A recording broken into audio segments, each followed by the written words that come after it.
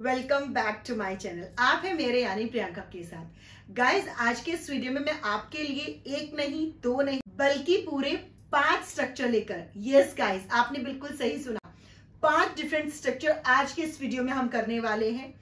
वो सारे स्ट्रक्चर जो बहुत इंपॉर्टेंट है हमारे डे टू डे कॉन्वर्सेशन के लिए। यस गाइज, अगर आप सीखना चाहते हैं तो वीडियो में एंड तक जरूर बने रहेगा। और गाइज, मैं आपको जैसे कि हर बार बोलती हूँ, जो भी स्ट्रक्चर आज आप यहाँ पर सीखने वाले हैं उनको आप दिन भर में प्रैक्टिस जरूर से करिएगा। तो बिना देर किए आइए फटाफट से स्टार्ट करते हैं हमारा आज का ये वीडियो। सबसे पहले स्ट्रक्चर नंबर 1, मुझे पता चला है। बहुत बार बोलते हैं ना कि भाई मुझे पता चला है, तुम क्या क्या करते हो। मुझे पता चला है कि तुमने कहीं नौकरी शुरू कर दी है। मुझे पता चला है कि तुम आजकल स्विमिंग जा रहे हो। मुझे पता चला है कि तुमने स्मोक करना स्टार्ट कर दिया है। इस तरह के सारे सेंटेंसेस को कैसे बनाएंगे आइए सीखते हैं। देखिए, मुझे पता चला है, इसके लिए आप यूज करते हैं I have come to know. I have come to know. और उसके बाद आगे सेंटेंस जो भी आएगा, जैसे कि मुझे पता चला है कि तुमने नौकरी शुरू कर दी है, वो सेंटेंस को आप एज इट इज बना देंगे। जैसे कि हम हमेशा सेंटेंस का स्ट्रक्चर क्या यूज करते हैं, subject plus helping verb plus verb plus object. यही तो स्ट्रक्चर होता है ना किसी भी सेंटेंस का। अब देखिए, अगर आपको कहना हो कि मुझे पता चला है कि तुमने नौकरी शुरू कर दी है, इसको आप इंग्लिश में कैसे बनाएंगे? देखिए, इसको आप बनाएंगे ऐसे, I have come to know, ये यूज कर दिया, मुझे पता चला है। उसके आगे जो सेंटेंस था कि तुमने नौकरी शुरू कर दी है, उसके लिए आप यूज करेंगे that you have started a job. ठीक है, मुझे पता चला है कि तुमने स्मोक करना शुरू कर दिया है। I have come to know that you have started smoking. मुझे पता चला है कि तुम स्विमिंग क्लास जा रहे हो। I have come to know that you are going to swimming classes. मुझे पता चला है कि तुम 50,000 रुपया महीने का कमा रहे हो। I have come to know that you are earning 50,000 for a month. इस तरह से बहुत सारे सेंटेंसेस आप बोल सकते हैं। स्ट्रक्चर आपको सेम यही यूज करना है। आगे वाला जो सेंटेंस होगा उसमें आपको टेंस का ध्यान जरूर रखना होगा। Now let's move to the second structure.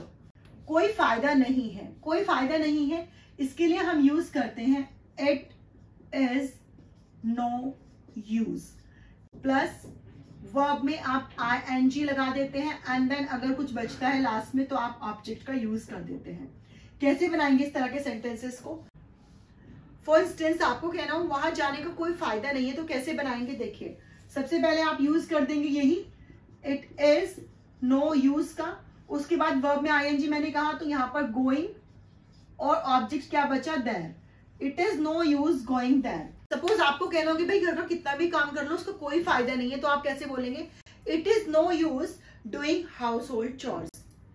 उससे बात करने का कोई फायदा नहीं है। It is no use talking to him. तुम्हारी मदद करने का कोई फायदा नहीं है। It is no use helping you. उसको कॉल करने का कोई फायदा नहीं है। It is no use calling him.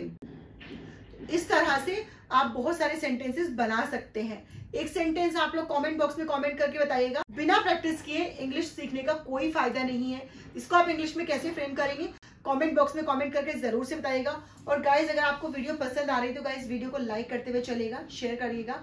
Let's move to the third one. Third structure है जरूरत है। यहाँ पे देखिए, डैश डैश का मतलब है कि यहाँ पर पहले कुछ आएगा। पहले किस तरह से आ सकता है, जैसे कि तुम्हें आराम करने की जरूरत है, तुमको खाना खाने की जरूरत है, उनको पैसे की जरूरत है, हमें घर खरीदने की जरूरत है। कैसे बोलेंगे इन सेंटेंसेस को?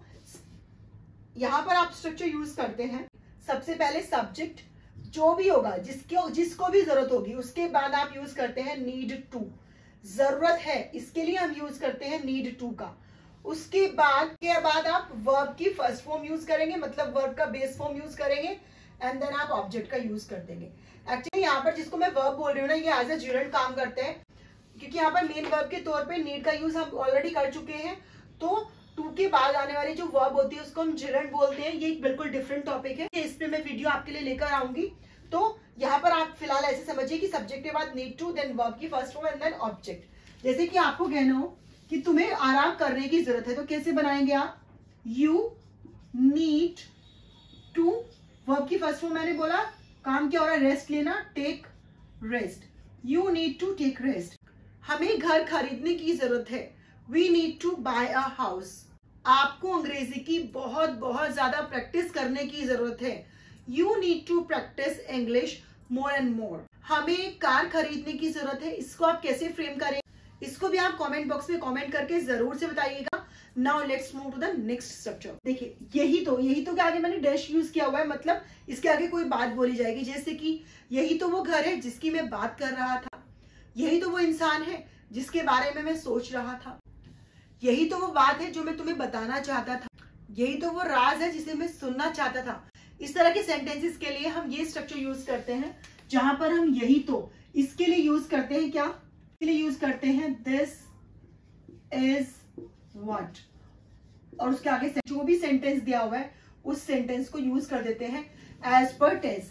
जैसे कि यही तो वो बात है जो मैं सुनना चाहता था, तो आप बनाएंगे दिस इज व्हाट मैं सुनना चाहता था, तो आई वांटेड टू लिसन।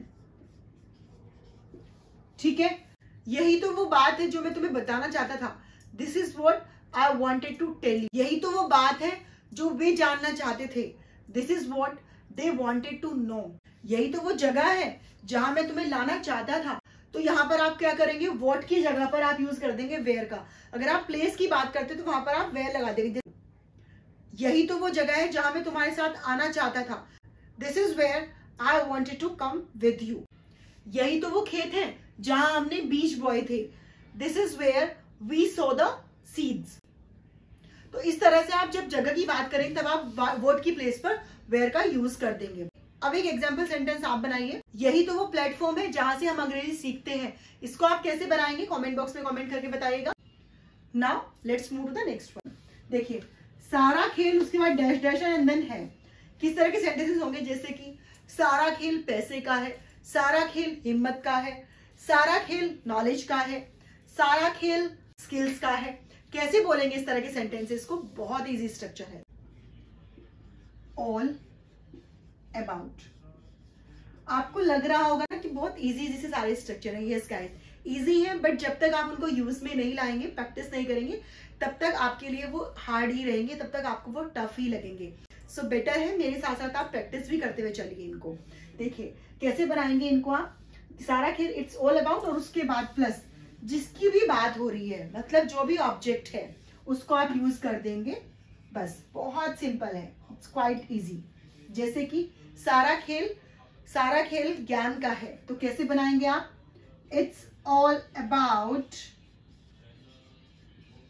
अब किसका है? ज्ञान का है, तो यहां पर आप लगा देंगे knowledge, it's all about knowledge.